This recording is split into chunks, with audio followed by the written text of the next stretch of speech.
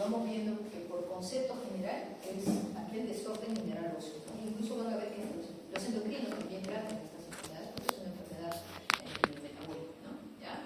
Entonces hay pérdida de la integridad y la fuerza ósea, ¿no? Y mayor riesgo de fracturas, ¿de acuerdo? Hay mayor riesgo de fracturas en el paciente que tiene esta patología.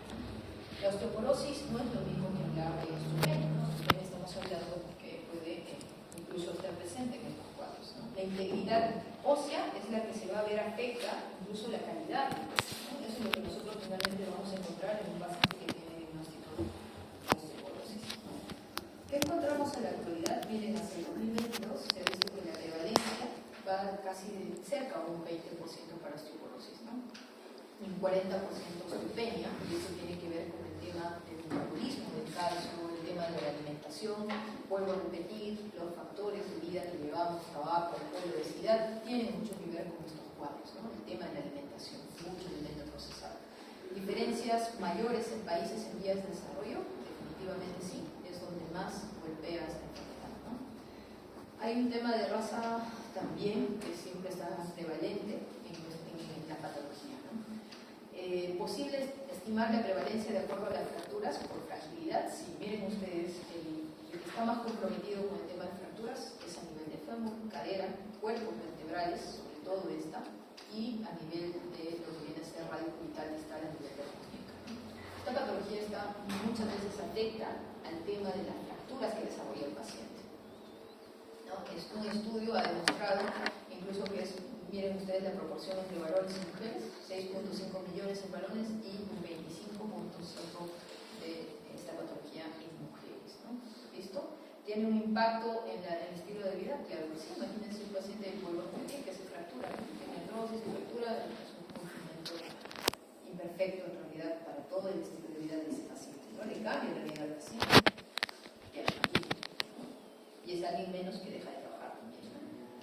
Muy bien, entonces esto que brinda de salud, que es un dato bastante antiguo, pero podemos verificar frecuentemente en mujeres mayores de 60 años, ¿no? Hacia el 2050 la proyección es que este grupo poblacional con esta patología va a crecer en forma exponencial, ¿sí?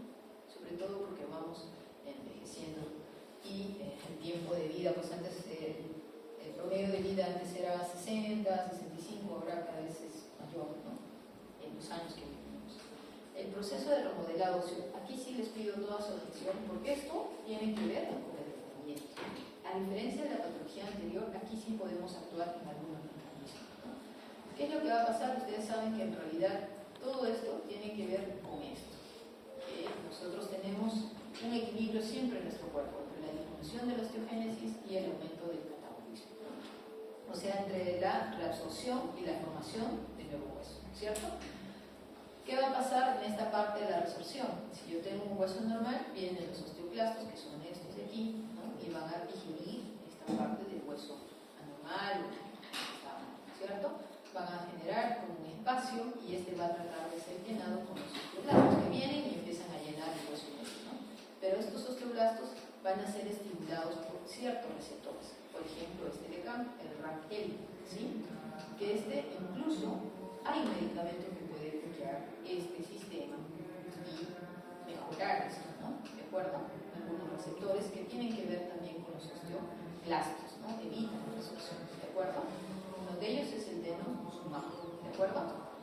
Muy bien, entonces, ¿qué va a pasar con estos osteoblastos? Forman y luego se convierten en osteocitos, ¿no? Entonces, son tres células importantes, los osteoclastos, blastos y los osteocitos, y acá se forma ya un hueso nuevo, ¿no? Y se queda en forma quiescente, ¿no? Pero estos cambios están regulados tanto por respuestas inflamatorias, pero sobre todo por hormonales, ¿no? Aquí muchas veces tiene que ver también el estrógeno, ¿no? Vamos a ver que por eso es que está más frecuente relacionado al tema de la mujer, porque una vez que disminuye la producción de estrógenos, pues también se genera mayor resorción ósea, ¿sí? Muy bien, entonces aquí van a haber buena cantidad también de presencia de macrófagos que tienen que ver con este proceso, ¿sí?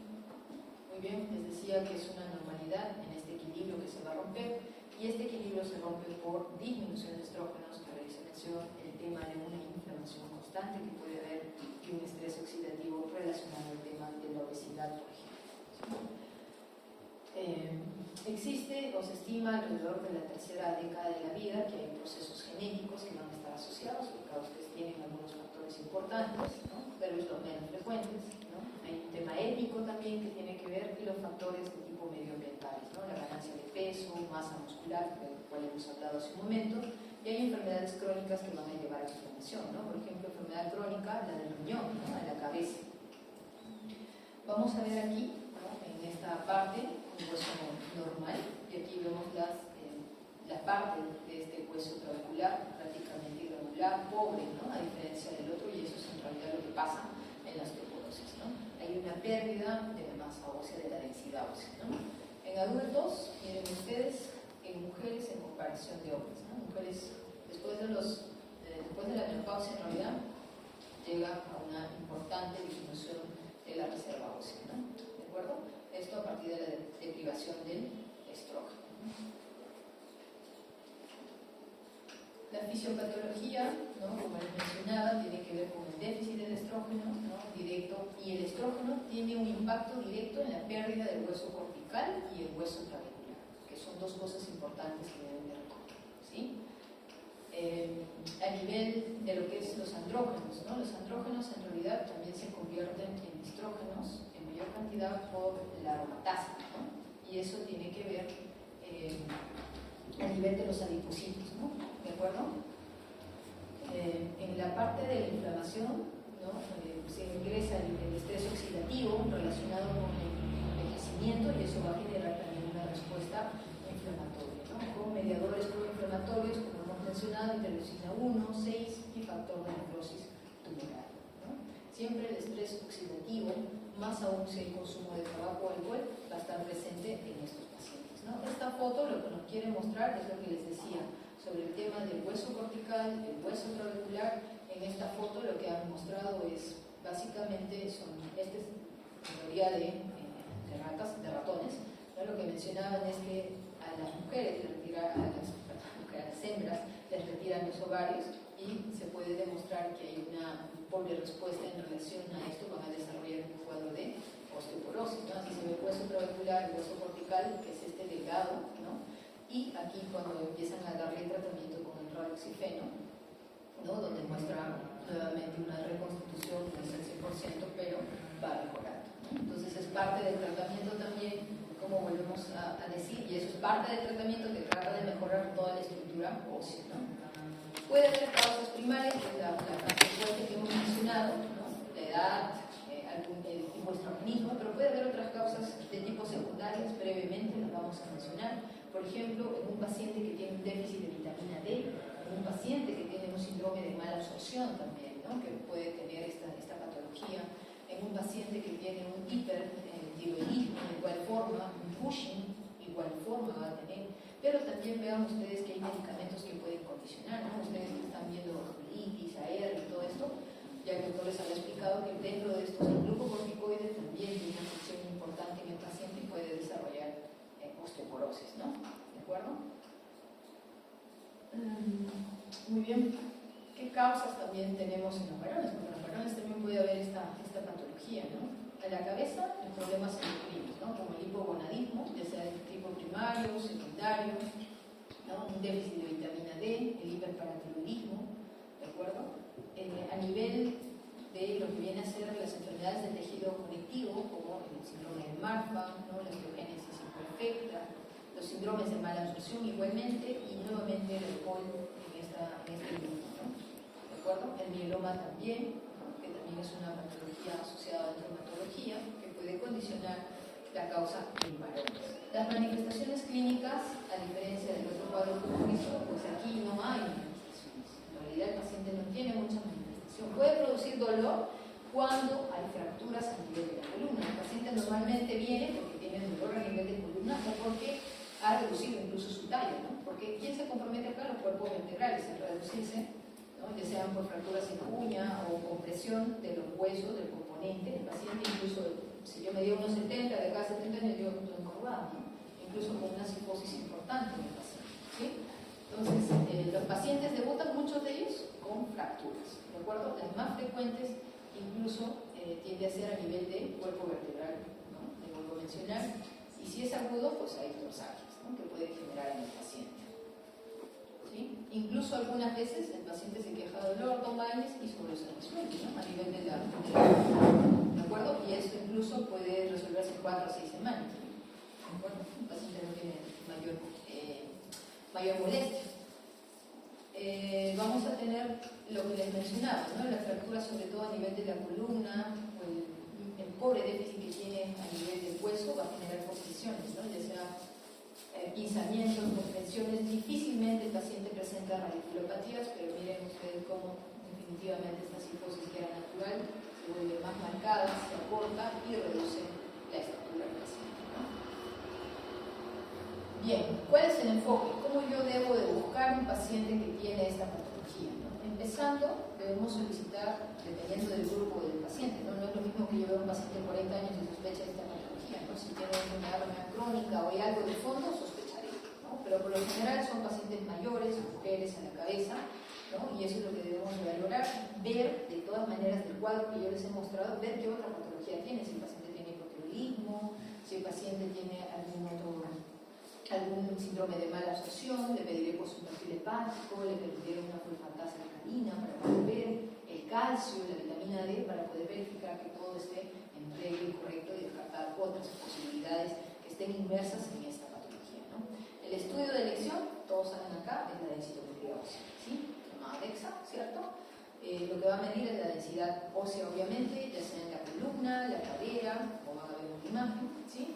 Y a nivel del trazo, ¿no? Y eso nos da a nosotros unos parámetros de score que vamos a ver, y con eso uno hace el diagnóstico de la osteoporosis, ¿no? Debemos valorar el riesgo de fracturas. Existen varias escalas, pero la que más se usa es el FRAX, ¿ya?, que ahora les muestro.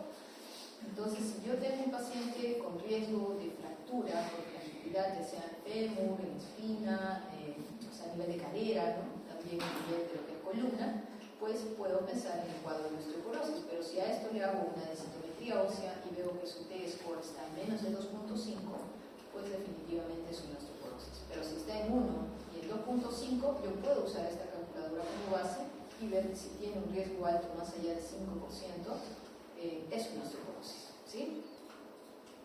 Muy bien, entonces esto es el score que les mencionamos, ustedes lo pueden buscar, repito, está en línea, ¿no?, el llamado FRAX Plus, ¿no? Se pone acá el nombre del país, ¿no?, y se introducen los datos, ¿no? Es un cuestionario simple, de edad, sexo, peso, ¿no?, y si es que hay alguna otra patología, consumo de alcohol, y te da un porcentaje que en realidad no es otra cosa que un riesgo para poder desarrollar fracturas. Y eso también lo recomienda el Colegio Americano de Reumatología.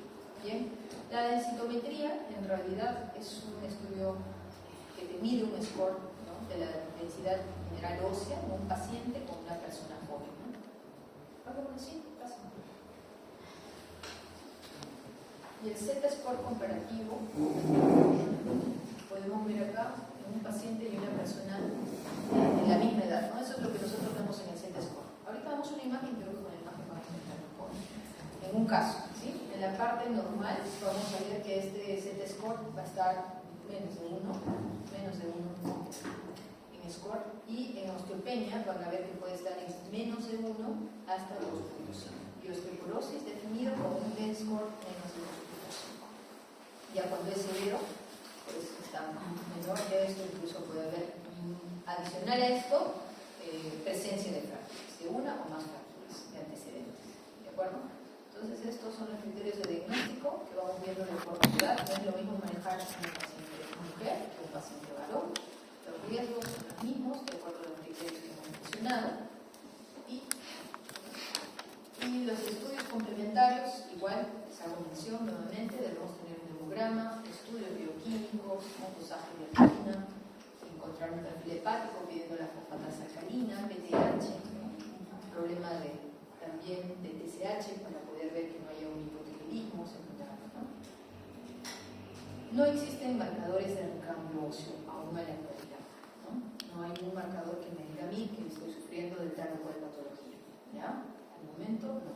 Están viendo valorar respuesta en algunos de estos exámenes que ustedes ven, pero ninguno todavía está a ciencia cierta valorado, ¿no? El manejo. ¿Qué voy a hacer con este tipo de pacientes? va desde un manejo de suplementación, ¿no? Farmacológica de suplementación, porque nosotros sabemos que esto está relacionado con la remodelación ósea, por lo tanto el calcio está inmerso en esto, al igual que la vitamina D, ¿no?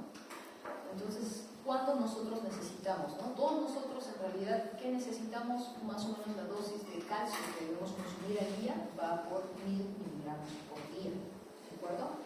Y esto ¿dónde va a estar presente? En los alimentos, porque en realidad nosotros no producimos calcio, nuestro cuerpo no lo produce. ¿Y de dónde los tomamos? De alimentos como el huevo, la leche, ¿no? El pescado, el salmón, y al igual que la soya, ¿no? Que vamos a tener mayor concentración también de niveles de calcio, ¿no?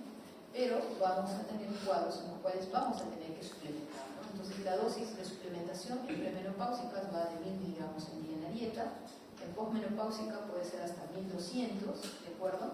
Y es insuficiente, si es insuficiente incluso dosar como un suplemento, ¿no?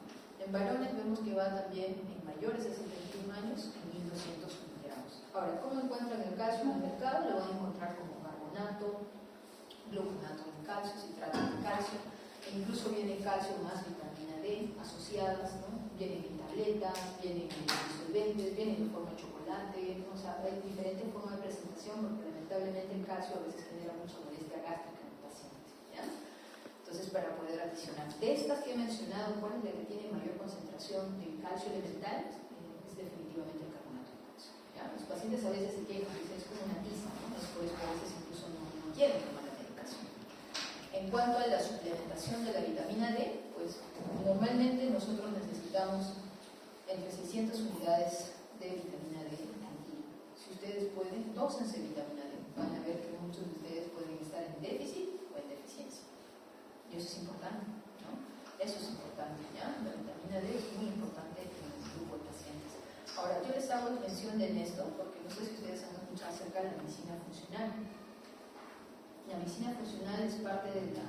está dentro del grupo de la medicina en realidad, pero lo que busca mucho es la conexión entre lo que es el microbioma, la digiosis, no sé si ustedes han escuchado los términos en los cuales hay más estudios cada vez que se van realizando, que la parte gastrointestinal tiene mucho que ver con el desarrollo de algunas enfermedades, ¿no? Y esto va incluso desde el déficit de vitaminas que tiene que ver en los pacientes hasta la alteración del microbioma, ¿no? ¿De acuerdo? Y estas disbiosis llamadas así también predisponen a la formación de osteoporosis y de otras enfermedades que cada vez se va haciendo más notoria, ¿no? La relación.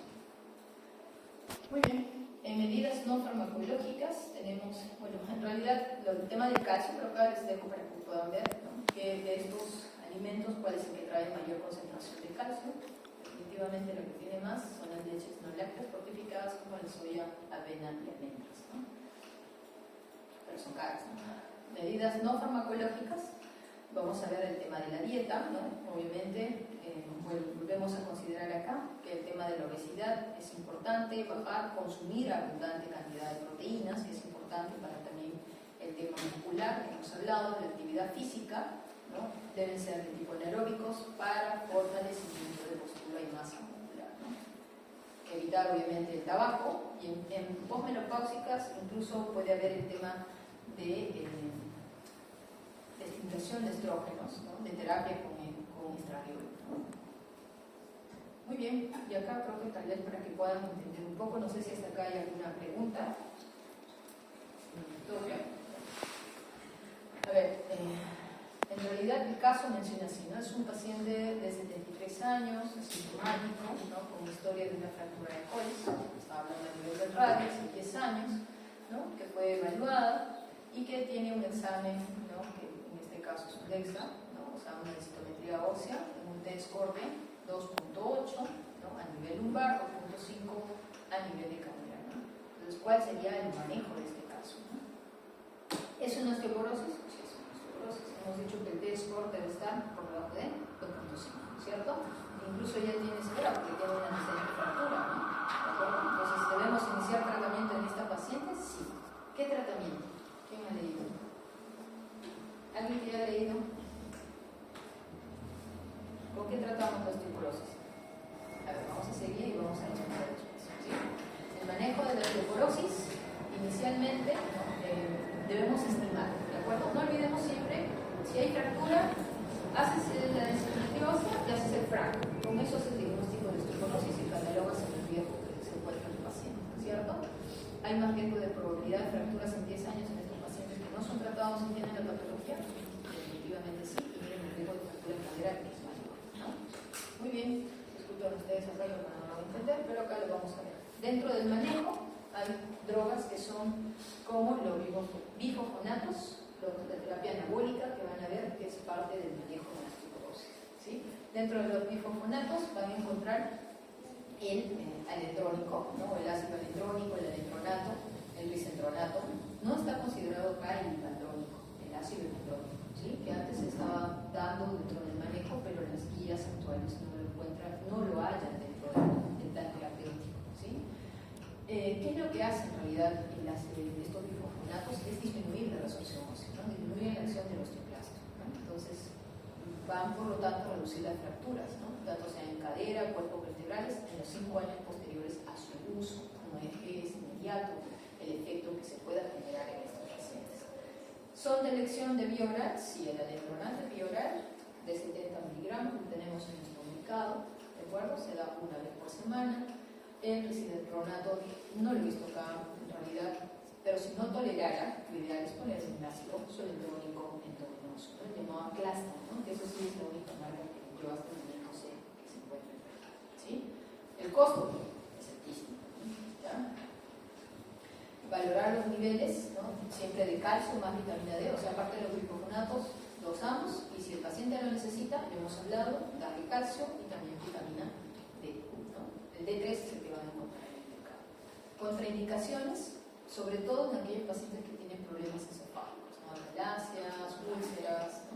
Varices a nivel de esófago. No debemos usar si su tasa de filtración es menor a 30, ¿no? Y sobre todo en pacientes que han tenido antecedentes también de cirugías bariátricas.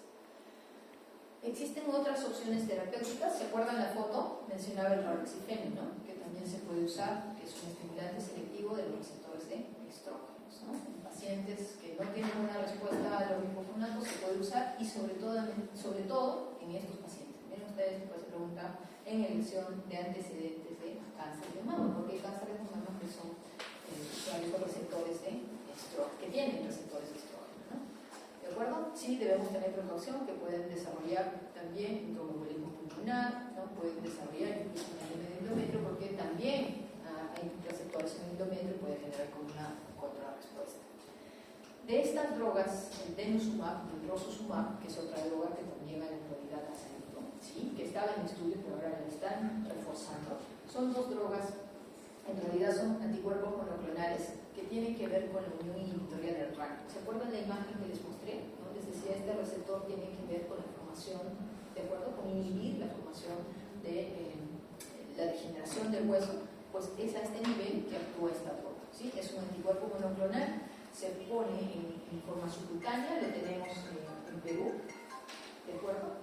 Se llama Prolia, que también es acá, no hay genérico, no hay opción, son bastante costosas y se ponen al menos 2 veces al año, ¿sí? Cada 6 meses. Terapia combinada, ¿no? Acá en caso de usar estrógenos y progestágenos en aquellas mujeres posmenopáusicas que están con un grado de osteoporosis, ¿de acuerdo? Algo que les pregunto es, ¿cuándo una mujer debemos manejar la osteopenia en mujeres posmenopáusicas? Bueno, sí o no, bueno, se ha visto que hay riesgo de fractura, por lo tanto debería iniciarse también tratamiento de los bifosfonatos igual que la osteoporosis en vía oral, ¿no? Siendo el caso, o puede ser un raloxifeno dependiendo de tenga una evaluación inicial con el ginecólogo, ¿no? Hay pacientes que tienen alto riesgo de fractura. Cuando el T-score está más de 3, por ejemplo, y tienen ya antecedentes de múltiples fracturas, incluso ellos deben usar agentes anabólicos, ¿no? Agentes anabólicos que son el teriparatide y el romosumab. ¿De acuerdo? Acá está el romosumab y el teriparatide, que también este último, el romosumab, es un anticuerpo monoclonal, ¿de acuerdo? Que promueve el desarrollo de osteoclasto, ¿no? El teriparatide va a estimular la formación y el remodelado óseo, ¿de acuerdo? Este todavía no está en Perú, este no lo he escuchado acá, ¿de acuerdo? Pero sí, ustedes deben de conocerlo, ¿de acuerdo? Son análogos de la PTH. Entonces, ¿cuándo lo vamos a manejar? De elección en pacientes con alto riesgo de fracturas. ¿Quiénes son? Aquellos que están con un T-score más de 3, ¿no? O tienen más de 2, pero ya han tenido antecedentes de fractura fractura. ¿Se acuerdan del caso que les presenté? 71 años, mujer con fractura de codes, ¿no? Y que tenía un T-score más de 2.8 en cadera y 2.5 en columna, ¿no? O sea, tendríamos que ideal darle esto, ¿no? ¿De acuerdo? Ahora, ¿cuánto tiempo? Es la siguiente pregunta. ¿Cuánto tiempo yo debo tratar a un paciente con osteoporosis? Al menos 2 años, de 2 a 3 años. Han visto que cuando les mostraba la imagen, la diapositiva de los bifosfonatos, el efecto no se ve pues en años, no se ve en el tiempo, ¿ya? Y recordar siempre que usamos estos biológicos, si llega un momento, después de 4 o 5 años, ¿no? Yo suspendo, debo de iniciar bifosfonatos. No puedo dejar al paciente sin alguna otra droga que mejore su actividad. Para concluir, les he traído 2 casos clínicos, ¿no? Para poder ver, ¿sí? A ver qué le damos a este paciente. Es un paciente, miren ustedes, de 70 años, conductor de carga pesada, historia personal de depresión y enfermedad pulmonar obstructiva crónica, alcoholismo. Consultó porque ha presentado una caída, ¿no? Casi de su propia altura, con dolor en toda la región lumbar, sin irradiación y con exacerbación a la movilización. Al examen físico, su índice de masa corporal fue de 16, no solo eso, ¿no? Normocárdico, normotenso, dolor a la palpación en la región lumbar de la línea media, sin déficit sensorial motor con extremidades inferiores, ¿no? Y esta es su plaquita radiográfica y acá incluso la tomografía, ¿no? Que se puede ver, ¿sí? ¿Alguien quiere opinar? Bueno, no veo a nadie, pero voy a llamar. Elizabeth Muñoz. A ver, doctora.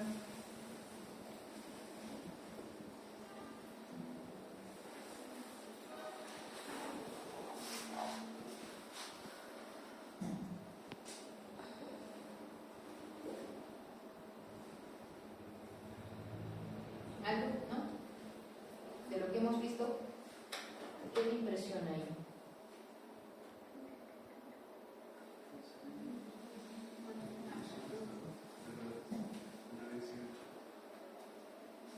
¿Tú qué, Raimundo?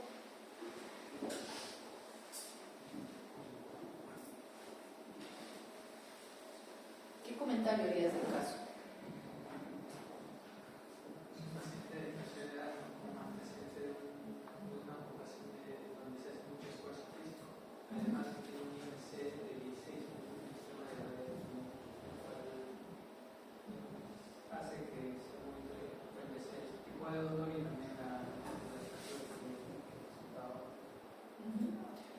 Interesante lo que dijo el doctor, ¿no? Mencionó la ocupación. Ustedes entenderán incluso que todo aquel trabajador, les digo esto en la parte ocupacional, todo aquel trabajador que haga trabajo en manejar este tipo de equipos, el movimiento constante de vibración genera problemas incluso a nivel de columna. Ellos incluso piden a las empresas, ¿no? Obviamente, y se considera como un factor de riesgo e incluso les hacen desembolsos, ¿no? Por enfermedad profesional, a lo que ha comentado el doctor.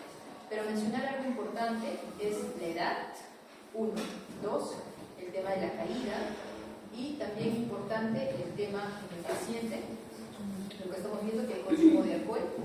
Y en esta placa radiográfica podemos ver que hay una disminución del cuerpo vertebral, ¿de acuerdo? Incluso acá, si ustedes son más observadores, es un Michi, ¿no? Hay un aplastamiento importante del cuerpo vertebral.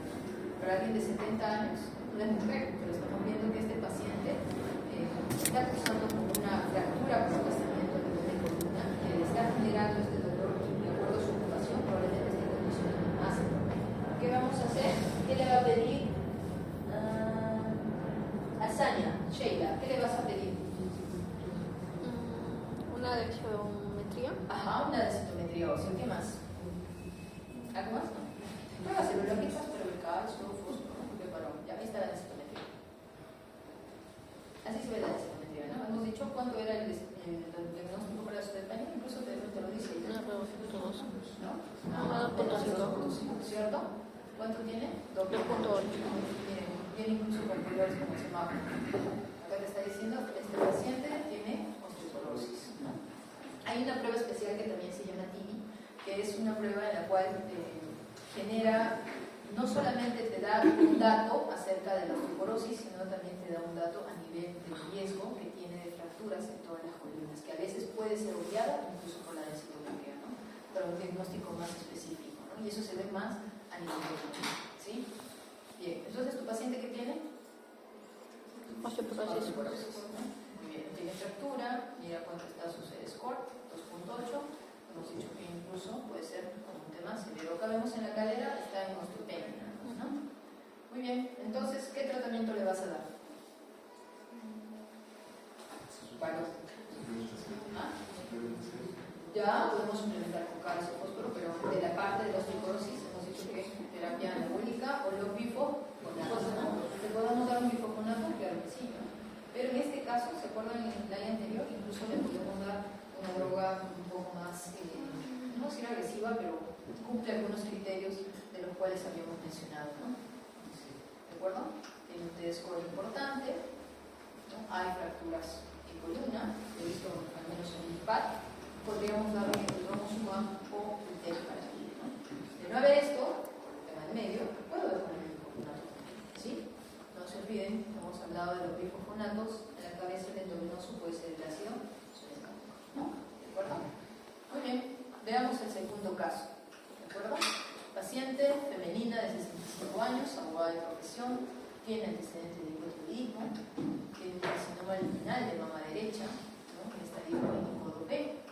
Antecedente quirúrgico de resección. ¿Eso qué quiere decir? Que no hay metástasis por si acaso, ya solo compromiso local. Tiene un antecedente quirúrgico de una resección de la mama del lado derecho, un ganglio centinela que le encontramos, que es negativo aparentemente. Ha recibido terapia de doxorubicina, paclitaxel y el letrozol. Este está en rojo porque esta es una droga que tiene que o inhibe la aromatasa, por lo tanto tiene afección en estos casos a desarrollar los pacientes osteoporosis, ¿no? Su mamá ha tenido osteoporosis, ¿no? Historia de fractura de cadera, ingresa a control por riesgo de fractura. Ella no está fracturada, ella tiene riesgo de fractura, ¿ya? Por uso de inhibidores, ¿de cuál? El letrozol, ¿ya? Así como el letrozol está el anastrozol, que es más lo que usamos en nuestro medio de cáncer de mama, que usamos el anastrozol, ¿ya? Entonces, con esto, obviamente, porque está en riesgo, hemos dicho que le vamos a pedir, vamos a pedir una placa radiográfica, pero sobre todo la densitometría y el FRAC. No se olviden el FRAC, que es el score para poder hacer el diagnóstico, y este es el resultado, ¿no? Podemos ver que ella está justo en la línea, ¿no? Está en 2.5, ¿ya? ¿Sí? El T-score que ella maneja, 2.9, tenemos acá en L2 y 3. Mira, 2.9. En cadera, igual, ¿no? Hay baja densidad ósea importante en este paciente. ¿Qué le damos? No tiene fractura. Un bifoconato, ¿no? Podemos darle un bifoconato, ¿no? El ácido alendrónico o solendrónico. El alendrónico es vía oral y el solendrónico es endovenoso. Sí, doctora, pero el antecedente de cáncer podría ser un modulador selectivo de los receptores de... Exacto. Muy bien, doctora. El raloxifeno, ¿no? El raloxifeno sería incluso una mejor opción para esta paciente, ¿no? Pero, obviamente, evaluando primero la parte ginecológica, ¿no? Porque también puede haber receptores a nivel de endometrio, ¿no? Por eso ustedes van a ver que esos pacientes que tienen mucha respuesta, ¿no? Que tienen cáncer de mama, incluso les hacen cirugías posteriores, y eso tiene que ver con los receptores estrógenos, ¿ya? Muy bien, doctora. ¿Listo? Entonces sí, es la mejor opción dentro de ellas el raloxifeno o un bifoconato, dependiendo de la evaluación ginecológica. ¿Ya? No se olviden. Muy bien, acá en realidad es un resumen de todas las drogas. En general, las drogas que tenemos van a ser de los tipos, tanto lo que tiene que ver en la parte anabólica, ¿no? En la parte de los bifoconatos. ¿De acuerdo? Eso es, bueno, la idea que quede de la charla. Y recuerden con esa última foto que les mostraba que la actividad física en las personas mayores, aún así en las personas que tienen artrosis, deberían hacer actividad física, ¿sí? Porque a veces uno dice, no te puedo practicar, no, al contrario, es incentivar que hagan actividad física, ¿sí? Y sobre todo con el desarrollo de la masa muscular y una buena alimentación de proteínas, ¿de acuerdo? Obviamente, no sé si hay preguntas sobre este tema. Doctora, vi que había mencionado terapia anabólica, pero en sí todas las personas van a tender a hacer ese tipo de terapia porque hay una disminución de sobre todo en hombres, no tiene que ser una disminución de lo que aumenta la probabilidad de osteoporosis. En general eso ya es algo, pero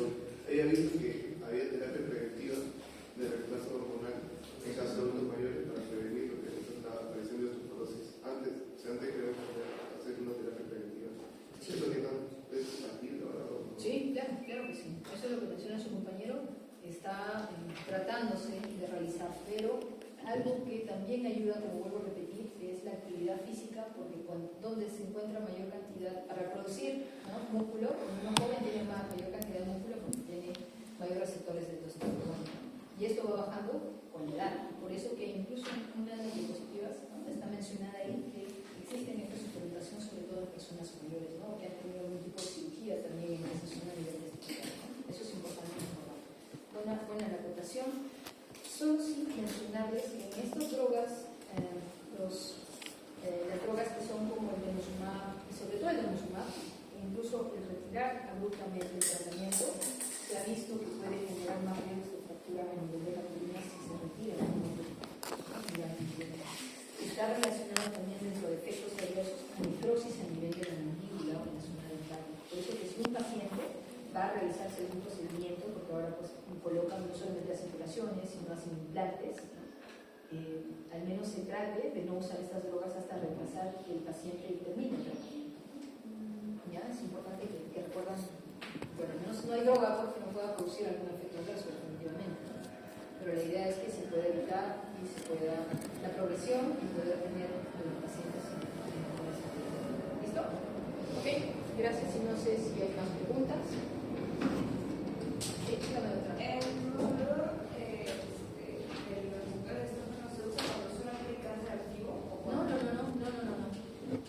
No necesariamente, pero es la recomendación principal, ¿no? Así como puso en el cuadro, ¿no? Estimula, debemos tener cuidado, es de elección, pero sí lo pueden usar generalmente en las mujeres,